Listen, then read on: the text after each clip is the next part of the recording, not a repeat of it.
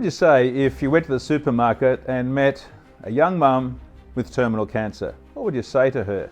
Well, this happened to me a while ago. I walked into the supermarket and there was Bob. Bob used to be the president of the kids' parents group at the school they went to, and he introduced me to this attractive young woman in her 30s, and she had 3 kids at the school, and I went on and on about what a great school it was, and great parents association, and great fetes and great fun, and terrific feeling at the school. And she was grateful for it, and she went off and did her shopping, and Bob leaned over and he said, "Tell you something, she is dying of cancer." 3 young kids, young woman dying of cancer. Now I do see this in my clinical practice, but it's pretty sad.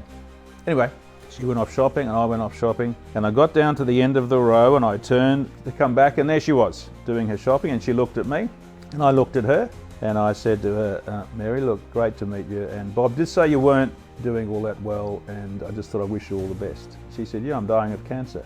Well, I didn't intrude, but then she basically invited me in. Spent the next 15 minutes talking to her about her cancer. She was very open. I suspect Bob had said, as he saw me walk in, that I was a doctor, maybe not. But in any case, I talked to her about, actually first I talked to her about the kids and how they were going with it. Did they know, and how were they reacting? And inevitably each kid was different.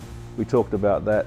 We talked about her husband and how he's handling it and how she's handling it, and was she frightened of anything. And it was the most spectacularly intimate conversation I have ever had in a supermarket.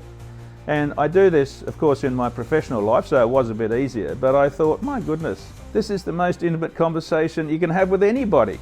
And I've only just met her, and I thought, oh, I'm so glad, so honoured that I had that opportunity.